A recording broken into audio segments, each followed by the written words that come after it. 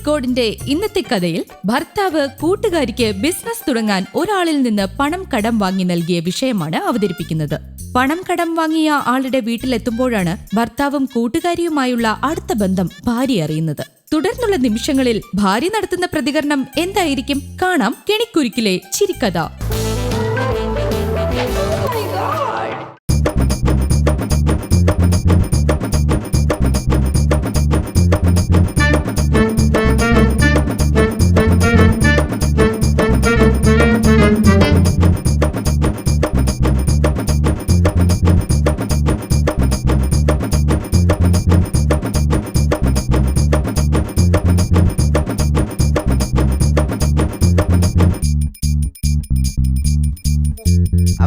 അവിടെ ഇങ്ങോട്ട് വലിച്ചേട്ടെ. Sir madam ഇവിടെ വരാനാണ് പറഞ്ഞത്. അവരെവിടെ വരുവോ വരാത്ത അധികം എനിക്ക് അറിയേണ്ട കാര്യമില്ല. വരട്ടെ, എല്ലാരും വരട്ടെ. ഇവിടെ മാത്രം പോരല്ലോ, എല്ലാരും വന്നല്ലോ. എന്റെ ശമ്പളം കറക്റ്റാ തന്നിരുന്നെ ഞാനങ്ങ് പോവായിരുന്നു. ഇവിടെ വരാനാണ് പറഞ്ഞത് മാഡം. സുരേഷ് 3 രൂപ പൈസ വാങ്ങിയായിരുന്നോ? വാങ്ങിച്ച്. എത്ര രൂപ വന്നു? അത് 25,000.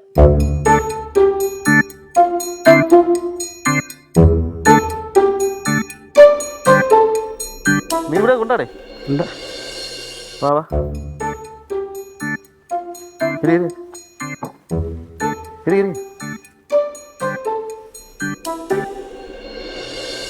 നീ വിളിച്ചാ ഫോൺ എടുക്കൂല, ഒരു കാര്യം നിന്നോട് പറഞ്ഞ അത് നീ കേൾക്കൂല.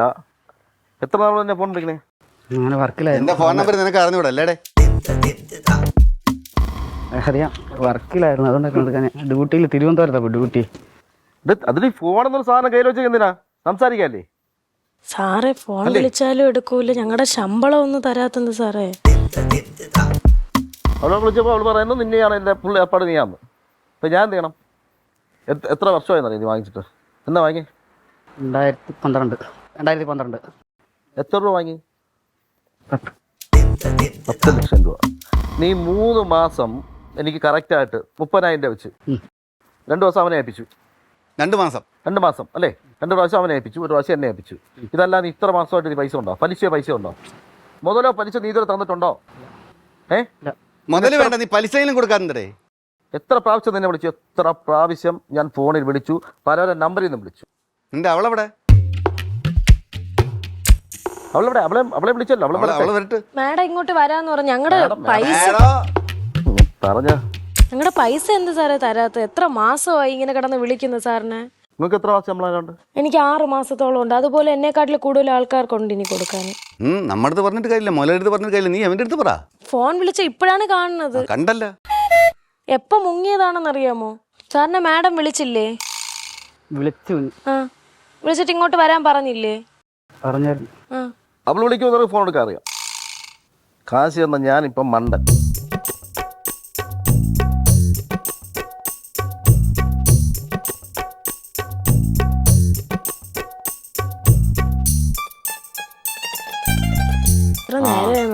വിളിച്ചോണ്ടിരുന്നത് നിന്റെ ഭർത്താവ് പോട്ട് നിന്റെ ഭാര്യയും വന്നു.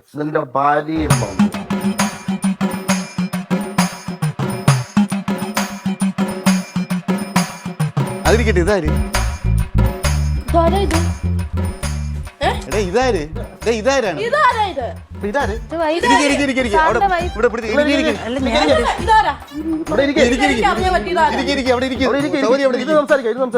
ഞാൻ ചോദിക്കട്ടെ, ഇതാര്? ഇത് നിന്റെ ഭാര്യ? ഇതാര് ഈ ഇരിക്കുന്നാര്? അപ്പൊ അതാ അന്ന് പൈസയുടെ ഇതിന് വേണ്ടിട്ട് പറഞ്ഞേ ഉള്ളൂ. അങ്ങനെയല്ലല്ലോ, കമ്പനിയിലൊന്നും വരുമ്പോ അങ്ങനെയല്ല, നിങ്ങൾ ഒരുമിച്ചല്ലേ വരണേ?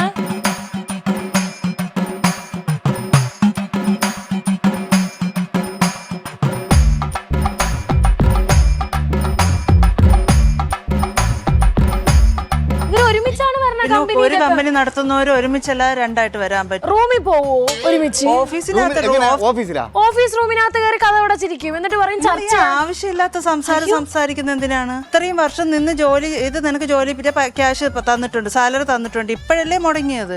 അതല്ലേ നിങ്ങൾ വൈഫ് എന്നല്ലേ പറഞ്ഞത് ഞങ്ങളടുത്തും. അതാ അങ്ങനെ ഒരു എഗ്രിമെന്റ് എഴുതി പോയി. എന്നെ മണ്ടനാക്കാൻ നോക്കിയതാ?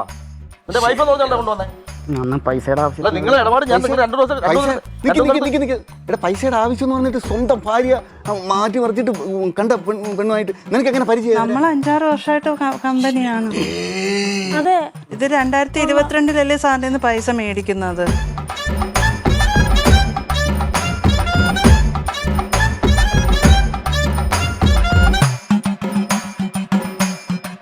ഇത് നിന്റെ ഭാര്യയല്ലേ? നിന്നെ ഞാൻ ഇവിടെ എത്ര പ്രാവശ്യം കണ്ടിട്ടുണ്ട്. നിന്നെ അവിടെ നിന്നോട് ഞാൻ ഫോൺ ചെയ്തു, നീ ഫോൺ എടുത്തിട്ടില്ല. ഇവിടെ വിളിച്ചിട്ടുണ്ട്, അവള് ഫോൺ എടുത്തിട്ടില്ല. നിനക്ക് നിന്റെയൊക്കെ വീട്ടിൽ വരുമെന്ന് പറഞ്ഞപ്പോൾ 2 വന്നല്ലോ. ഇപ്പോൾ നിന്റാരാണ് നിന്റെ കല്യാണം കഴിഞ്ഞിട്ട് എത്ര വർഷമായി?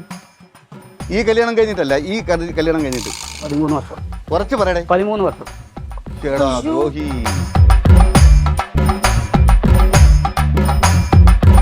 എന്റെ പൊന്നു ചേച്ചി, എനിക്ക് അറിഞ്ഞൂടായിരുന്നേ ചേച്ചി. ഇത് ഭാര്യ എന്നാണ് പറഞ്ഞത്. ഇവർ രണ്ടുപേരും ഒരുമിച്ചാണ് എപ്പോഴും നടക്കലും റൂമിൽ കയറലും ഒക്കെ.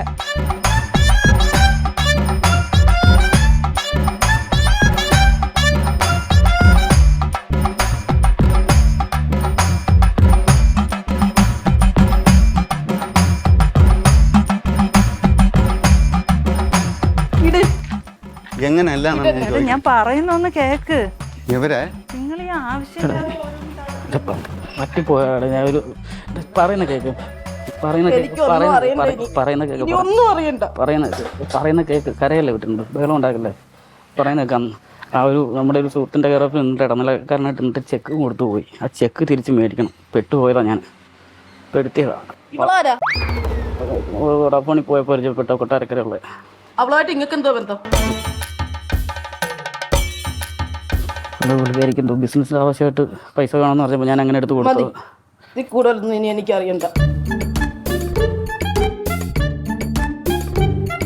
പറ്റിപ്പോയി. എനിക്ക് ആ ചെക്കും അപ്പോൾ അവളുമായിട്ട് പെരക്കേറി എന്തോ ഉണ്ടാക്കാനാ? അതൊക്കെ അവരില്ല ഉണ്ടാക്കി പറയുന്നത്. ഒന്നും ഉണ്ടാക്കണ്ട ഏട്ടാ. ഇനി അവരുണ്ടാക്കി പറയുന്നത് അങ്ങനെ ഒന്നും പോയിട്ടില്ല. ഞാൻ അങ്ങനെ ഇയാളെ വിട്ടിട്ട് അങ്ങനെ പോവോ? പോയിട്ടുള്ളോണ്ടല്ലയോ പറഞ്ഞത്.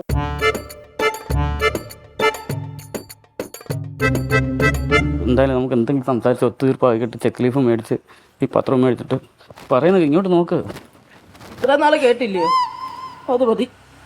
എൻ്റെ പൊന്നു സാറേ, ഞങ്ങൾക്കിതിന് വയ്യ. ഞങ്ങൾക്ക് ഞങ്ങളുടെ പൈസ തന്നാൽ ഞങ്ങൾ പോവാം. ചേച്ചി ഇതൊന്നും അറിയുന്നില്ലേ ഈ കാര്യങ്ങളൊന്നും?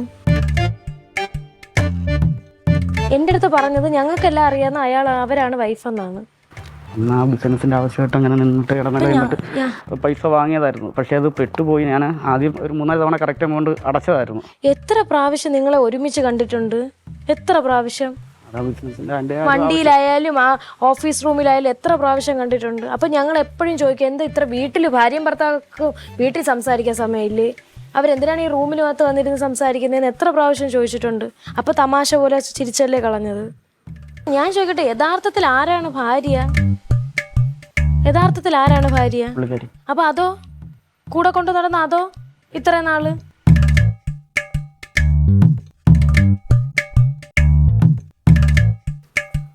സാർ അന്ന് മെയിൻ ഇതായിട്ട് ഞാൻ 5 ലക്ഷം രൂപയല്ലേ ഞാൻ ഉച്ച കഴിയട്ടെ ഞാൻ ചെറിയൊരു കാര്യം നിൽക്കുക, ഒരു ചെറിയ പേയ്മെന്റ് ഇഷ്യൂ.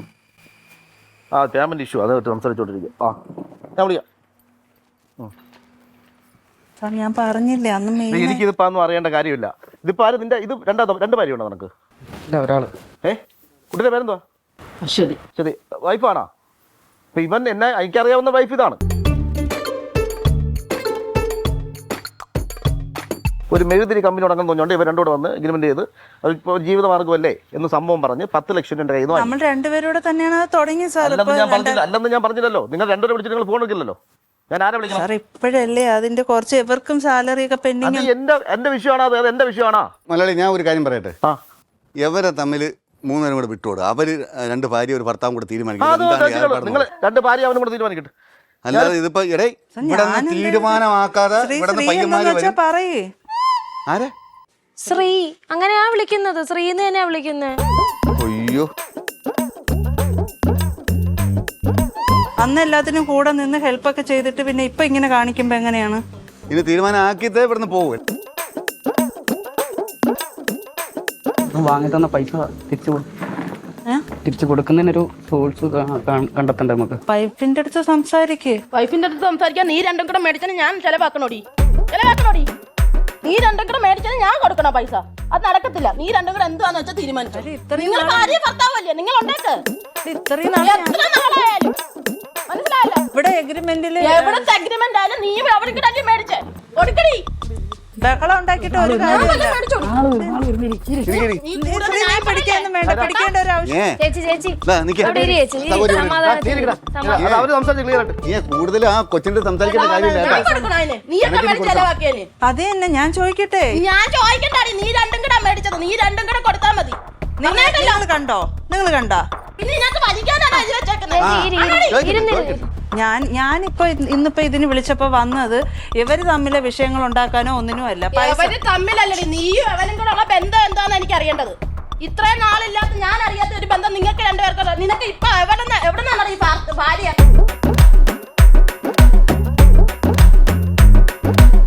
അത് ഫ്രണ്ട്ഷിപ്പിന്റെ ഇടയിൽ എന്റെ കയ്യിൽ നിന്ന് മേടിക്കേ ഫ്രണ്ട്ഷിപ്പ്.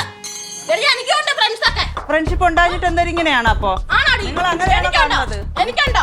അത് തന്നെ. എങ്ങനെ ആരെ കൂടെ ബാധ്യത മേടിച്ചു വെച്ചിട്ടില്ല ഞാന്. ഒരു കുടുംബത്തെ ഒപ്പിച്ചു വെച്ചിട്ടും ഇല്ല. ബാധ്യത ഉണ്ടാക്കിയ രണ്ടുപേരുടെ ഒരു ബിസിനസ് നിങ്ങളുടെ അടുത്ത് പറഞ്ഞില്ലേ ഇത്രയും നാളായിട്ട്? എനിക്കറിയാവോ? അത് നീയല്ലേ ഭാര്യ? പിന്നെ നിനക്കല്ലേ അറിയാവുന്ന? എനിക്ക് എങ്ങനെ അറിയാനാ? നിങ്ങളല്ലേ 13 വർഷമായിരുന്നു. എന്ത് 13 ഭർത്താവ് പറഞ്ഞില്ലേ? സ്റ്റെപ്പെടുത്ത് ഭർത്താവ് പറഞ്ഞില്ലേ? ഭർത്താവ് നിന്റെ ഭർത്താവല്ലേ? എങ്കിൽ ശരി, ഞാൻ കൊണ്ടുപോവാം. കൊണ്ടുപോ നീ. ഞാൻ കൊണ്ടുപോവാം. നാളെയില്ലല്ലോ പറയാൻ. കൊണ്ടുപോവാം. അല്ല പിന്നെ ഞാൻ എന്താ പറയാ? നിനക്ക് ബാക്കിൽ നട്ടല്ലെന്ന് പറയുന്ന സംഭവം ഉണ്ടോടാ? ഞങ്ങളെയൊക്കെ ബാക്കിലെ നട്ടല്ലെന്ന് പറഞ്ഞ സംഭവം ഉണ്ട്. നട്ടല് അത് നിനക്കുണ്ടോ? ഇത്രയും നീ എന്തിനടാ എന്നെ പറയിപ്പിക്കുന്നത്? പറയിപ്പിക്കുന്നതാ. പറയിപ്പിക്കുന്നോ? മാനം കെട്ടവളാ. അത് തന്നെ. അപ്പൊ നിങ്ങൾ നാണം കെടാത്തവളാണോ? ആണടി. ഞാനേ കഷ്ടപ്പെട്ടാണ് ഇപ്പഴും ജീവിക്കുന്നത്. ഇങ്ങനെ ഉണ്ടാക്കി വെച്ചിട്ടുള്ള കടം മൊത്തം തീർത്തിട്ടാണ് ഇപ്പഴും ജീവിക്കുന്നത്. അല്ല നിന്റെ കൂട്ട് കടം ഉണ്ടാക്കി കൊടുത്തല്ല. ഭർത്താവിന് ചെയ്യുന്നതൊന്നും അതിന് പറയേണ്ട ആവശ്യം തീർത്തു കൊടുക്കണം. നമ്മുടെ ഭർത്താവ് കേട്ടോ? തീർത്ത് കൊടുക്കണ്ട. നീയൊക്കെ എന്റെ വീട്ടിലാണോ ഏൽപ്പിക്കുന്നത്? എത്ര രൂപ തരാനുണ്ട് സാർ? എത്ര രൂപ ടോട്ടൽ തരാനുണ്ട്? ഞാൻ എന്നെ അതിന് 10 പൈസ മേടിച്ചു. 1 രൂപ കാശ് മേടിച്ചിട്ടുണ്ടോ? ഈ കൊച്ചിനെ ഇവൻ പറ്റിച്ചിട്ടിരിക്കുകയാണ്. ഇവനെ ഈ കൊച്ചു സഹായിച്ച് സാമ്പത്തികമായിട്ട് സഹായിച്ച് അങ്ങോട്ട് കൊടുത്തോണ്ടിരിക്കുക. എന്താ അപ്പൊ ഇതുകൂടെ അങ്ങ് തീർത്താ പോരെ? എടി എന്റെ വീട്ടിൽ കുടുംബക്കാര് ഉണ്ടാക്കി ഇട്ടിട്ടില്ലടി തീർക്കാന്. ഞാൻ കഷ്ടപ്പെട്ടാണ് ജീവിക്കുന്നത്. ഭർത്താവിനൊരു പ്രശ്നം നിന്റെ ഭർത്താവ് എന്താ വിളിച്ചു പോകൂലേ? വിളിച്ച് പോകുന്നതല്ലേ? ആവശ്യമില്ലാത്ത സംസാരോ? ഞാൻ ഒരു എഗ്രിമെന്റ് എന്തായാലും നീയും കൂടെ ഒപ്പിട്ടിട്ടുണ്ട്. രണ്ടും കൂടെ തീർത്തോ? അത് മെയിൻ ആരാണെന്നുള്ളത് അതിൽ നോക്കുമ്പോ അറിയാലോ. മെയിനാ. നീ മെയിനാ. ഈ പിന്നെ ശ്രീ മാത്രം വരാതെ ഇവരെയും കൂടെ കൊണ്ടുവന്നതിന് സ്ത്രീയോ? എവിടെ സ്ത്രീ? നാണമില്ലാത്തവളൊക്കെ കണ്ടാലെ ഭർത്താവിനെ പിടിച്ചിട്ടാ അവള് സ്ത്രീ. മൊത്തം 6,50,000 പലിശ ആയിട്ടുണ്ട്. ഞാൻ 1 ലക്ഷം രൂപ കുറച്ച് തരാം. എനിക്ക് മൊത്തം 15 ലക്ഷം രൂപ ഇന്ന് ഇവിടെ എനിക്ക് ക്ലിയർ ആയി. 24 മണിക്കൂറിനകത്ത് മുതലാളി ബാക്കി കാര്യം നോക്കി നോക്കുന്നതിന്റെ പ്രോപ്പർട്ടി ഉള്ളൂ. നിന്നെ ഇതെല്ലാം ചെയ്യാൻ എന്റെ ഉള്ളൂ. പ്രോപ്പർട്ടി ഉണ്ടോ? വസ്തു സ്വർണം വല്ലതും ഉണ്ടോ? വസ്തു വല്ലതും വസ്തു വല്ലതും ഇല്ല. ഉണ്ടോ? നിങ്ങളെ പേരിലുണ്ടോ? സ്വർണം വല്ലതും ഉണ്ടോ? നിങ്ങളെ പേരുണ്ടോ? ഇല്ല. സ്വർണ്ണം ഉണ്ടോ? ഇല്ല. സ്വർണം ഉണ്ടോ? പണയം വെച്ചേക്കോ ഞാൻ. അത് പണയം ആരെങ്കിലും പൈസ വാങ്ങിച്ച് എടുപ്പിച്ച് അത് വീണ്ടും പണയം വെച്ചാൽ എടുപ്പിച്ചത്. ഇത്രയ്ക്കുള്ള എമൗണ്ടിനുള്ളത് ഇല്ലത്. അത് എത്ര രൂപ വരും? അത് തുച്ഛമായിട്ടുള്ള നീ പണയം ഉണ്ടെന്ന് പറയുന്നു ഇവിടെ. അതുകൊണ്ടാണ് നീ ചോദിച്ചത്. പണയം വെച്ചെന്തിന്? ഇപ്പൊ അവര് ഹെൽപ്പ് ചെയ്യാ, അല്ലാതെ പിന്നെ അവരെ ഭർത്താവിനെ രക്ഷപ്പെടുത്തണമെങ്കിൽ ഹെൽപ്പ് ചെയ്യാൻ ഞാൻ എന്ത് വഴി? എന്റെ കയ്യിൽ അടിച്ചു വെച്ചോണ്ടിരിക്കുവാണ് നീയൊക്കെ പറയുമ്പോ ഹെൽപ്പ് ചെയ്യാനായിട്ട്. പിന്നെ ഭർത്താവിനൊരു പ്രശ്നം വരാൻ എടി ഞാൻ വല്ലതും വിളിച്ചു പറയും. ഞാൻ ഭാഷ വല്ലതും കേട്ടോ. ഭാര്യയല്ലേ ഹെൽപ്പ് നീ ചെയ്യേണ്ടത്? പിന്നെ ആരായിരുന്നടി? നീ ഇവിടെ വന്നപ്പോ നീ ആരായിരുന്നടി? എന്ന് വെച്ചിട്ട് ഒരു അവസ്ഥ വരുമ്പോഴത്തേക്ക് അല്ല അതൊന്നും വേണ്ട. ഈ കിടന്ന് ഓവർ ആക്ടിങ് ഒന്നും കാണിക്കണ്ട. ഞാൻ ആരുടെയും കയ്യിൽ നിന്ന് പൈസ മേടിച്ചിട്ടും ഇല്ല. ഇല്ല. ഞാൻ ഈ വീട് ഇത് ആദ്യമായിട്ട് കാണും. ഈ മനുഷ്യനെ ഇത് ആദ്യമായിട്ട് കാണുക. നിയമപ്രകാരം അവര് തമ്മിലാണ് ഒപ്പിട്ടും വെച്ചേക്കുന്നത് അല്ലേ മോളെ? അപ്പൊ നിയമപ്രകാരം ഭാര്യ ഇതാണ്. അപ്പൊ ഇതാര്? അയ്യേ, ആ പിന്നല്ലാതെ നിയമപരമായിട്ട് നിങ്ങളാണ് അവരുടെ ഭാര്യ, അവന്റെ ഭാര്യ നിങ്ങളാണ്. അപ്പൊ എന്നെക്കൊണ്ട് 1 ലക്ഷം രൂപ പിടിച്ച് ബാധ്യത വെക്കാനുള്ള ഒരു മാർഗവും ഇല്ലെണ്ണം. ഞാനൊരു പകുതിയെങ്കിലും കൊടു. എടി ഞാനെന്തോ അടിക്കുന്ന പൈസ അല്ലേ എന്തെങ്കിലും ചെയ്തത് ഞാൻ മേടിച്ചോടി വല്ലതും. ഞാൻ വല്ലതും മേടിച്ചോടിന്ന് മേടിച്ചോടി. അല്ല ഇത് ക്ലിയർ ഇത് ക്ലിയർ ചെയ്യുന്ന നീ എന്താ ഇവിടെ? ഇത് കൊറേ നാളോണ്ട് ഫോൺ എടുക്കാത്ത കുറെ നാള് ഫോൺ എടുത്തില്ല. നീ പിന്നെ എന്തൊന്നും അറിയുന്ന? നീ പറ. നീ എങ്ങനെ കൊടുക്കുമെന്ന് പറ. പകുതി നീ കൊടുക്കടി. നീ കൊടുക്കടി പകുതി. അതിന് നിങ്ങളെ കൊണ്ട് എന്തിനു പിന്നെ വന്നത്? അവനെന്തിനാ വന്നത് എനിക്കറിയാവോ? ചോദിൽ എന്തിനു വന്നേ? നീ എന്തിനാ വന്നത്? നീ എന്തിനാ ഞാൻ വന്നത്? എന്റെ അത് പറ. നീ ആദ്യം അത് പറ. ഞാൻ വന്നതിന്റെ നീ കാര്യം കൊടുക്ക്. നീ പറയാന്ന് പറഞ്ഞ എമൗണ്ട് കൊടുക്കടി ആദ്യം. ശരി, ഒരു 8 രൂപ വെച്ച് ഒരു തട്ടണം. ആ ആ, പകുതി തരാം, പകുതി കൊടുക്കാം, പകുതി പകുതി ഒരു പെങ്കൊച്ചിനെ ഒരു കൊച്ചിനെ നീ പറ്റിച്ചോണ്ട് നടക്കണം നാറി. യവൻ ഭയങ്കര ചതി ചെയ്തുകൊണ്ടിരിക്കുകയാണ് മുതലാളി. ആ കൊച്ചിന്റെ വിഷമം കണ്ട അത് കൊട്ടിയത്താണ് മേടിച്ചത്. ഇത് എന്തെങ്കിലും ചെയ്യേ, പകുതിയെങ്കിലും കൊടുക്ക്. നീ എന്നോട് മിണ്ടരുത്, ഞാൻ പറഞ്ഞേക്കാം. നീ പിന്നെ ഞാൻ മിണ്ടാതെ നീ വേറെ മിണ്ടരുത് എന്നോട്. എനിക്ക് സംസാരിക്കാൻ ഞാൻ ഒറ്റയ്ക്കേ ഉള്ളൂ, അതുകൊണ്ടാണ് ഞാൻ നീ സംസാരിക്കുന്നത്. ഒറ്റയ്ക്ക് ഉള്ളോണ്ടല്ലേ നീ ഇത്ര കാണിച്ചു കൂട്ടിയത്. നിങ്ങൾ എങ്ങനെങ്കിലും പകുതി പൈസ കൊടുക്ക്. ഈ 8 ലക്ഷം രൂപ ഞാൻ ഈ ഇരിക്കുന്ന ഇരിപ്പിന് എവിടെ നിന്നുണ്ടാക്കി തരണോ നീ പറയുന്നേ? പറയണത് പതിയെ പറ, വല്ലോറും വീടാ. ആറ് വീടായാലും റോഡ് സൈഡാണ്. ആണെങ്കിൽ എനിക്ക് എന്താ വേണോടി? റോഡ് സൈഡാന്ന് പറഞ്ഞു. നിനക്കൊക്കെ ഇപ്പഴാണ് നാണാമാനം വന്നത്. രണ്ടും കൂടെ ഒരുമിച്ച് നടന്നപ്പോ നിനക്ക് നാണാമാനം ഇല്ലായിരുന്നോ? നീ ഇപ്പഴാണ് വലിയ പരിവൃതയായി പോയത്. നിങ്ങൾ ഇത്രയും വർഷത്തിന്റെ ഇടയിൽ നിങ്ങൾ ഫോണിലോ എന്തെങ്കിലും കണ്ടായിരുന്നോ? ഇല്ലല്ലോ. കാണാൻ എന്തിനാ? ഇവരൊക്കെ അല്ലേ ഭയങ്കര ബുദ്ധിയായിരിക്കും. ഇവരൊക്കെ ഡിലീറ്റ് ചെയ്ത് കളയും. നിന്റെയൊക്കെ കോള് വന്നാലും മെസ്സേജ് വന്നാലും അവനൊക്കെ ഡിലീറ്റ് ചെയ്യും. ഒന്നും ആർക്കും അറിയത്തില്ലെന്നാണോ വിചാരം? ഇല്ല, അശ്വതി ഒന്ന് പറയുകയാണെങ്കിൽ ആള് മേടിക്ക് നീ. അതെ, അശ്വതി ഒന്ന് പറയും.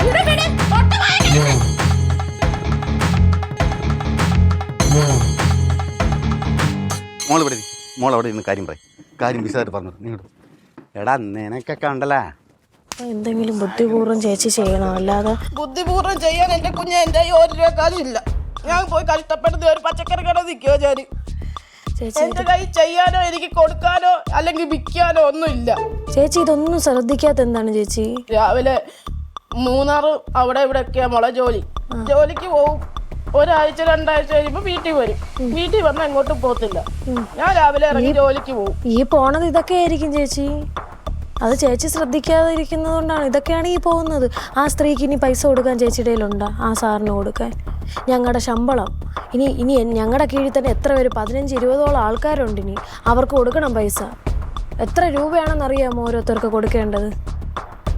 ഈ സ്ത്രീയെ എന്ത് ചെയ്യാൻ പോകുന്നു? ഈ സ്ത്രീയെ എന്തോ ആവട്ടെ, അവർ രണ്ടുപേരും കൂടെ ജീവിക്കട്ടെ.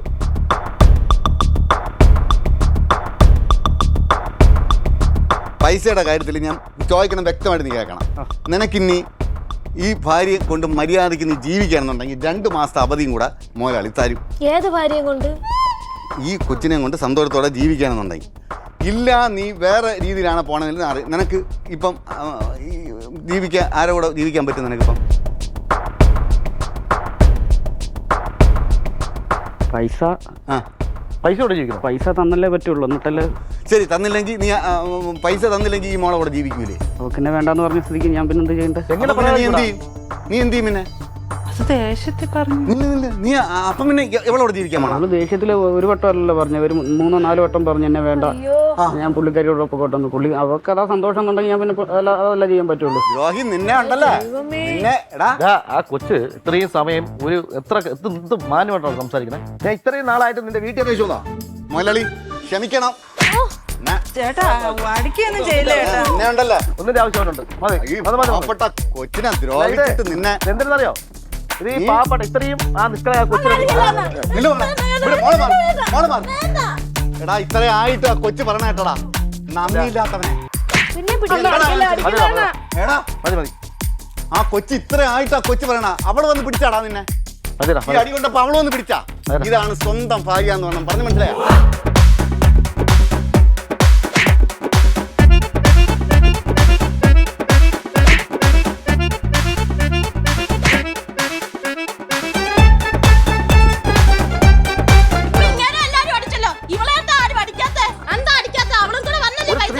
ഞാൻ എന്ത് ചെയ്യണം? അവയല്ലേ ഈ കളക്ടറിനോട് കാണിച്ചത്? അത് പറ്റത്തില്ല.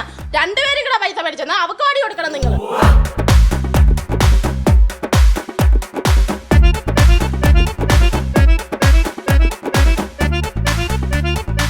നിങ്ങൾ തീരുമാനം എന്താന്ന് വെച്ചാൽ ആക്കിയിട്ട് എന്താന്ന് വെച്ചാൽ പൊക്കോ.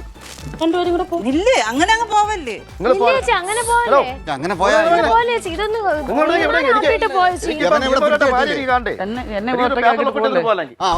ഒറ്റയ്ക്കാക്കാൻ എന്തുവാ ഭാര്യ ഇവിടെ ഇപ്പൊ ഉണ്ട്. ഒറ്റയ്ക്കാക്കിട്ട് പോലെ ഞാൻ അതിനല്ലല്ലോ നിന്നെ വിളിച്ചോണ്ട് വന്നു. ഇതിനൊരു തീരുമാനം ഭാര്യ നിൽക്കില്ലേ? ഇപ്പോഴും ഒറ്റയ്ക്കാക്കല്ലേ?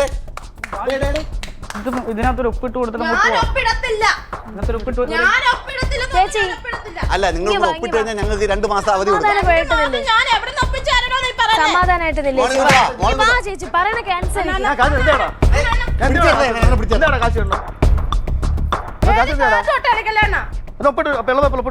എടാ, അവനെ പിടിച്ചങ്ങോട്ട് കെട്ടാ അങ്ങോട്ട്. നീ എന്താ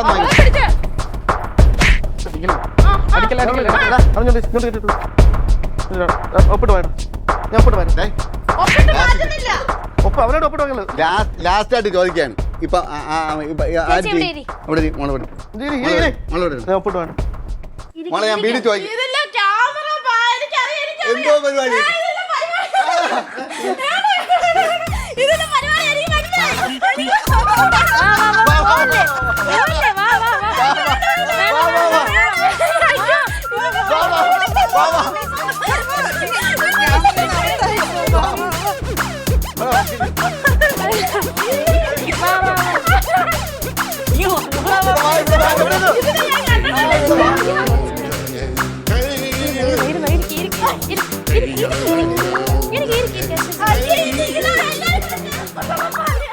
ഇരുന്നോ.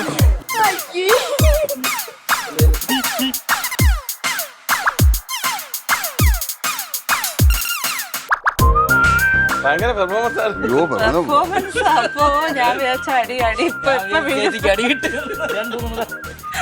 ഒരു കാര്യമുള്ളൂ കേട്ടോ പാതിരാത്രി അവനൊക്കെ എന്തേലും കാണിക്കുന്ന ആർക്കറിയാം.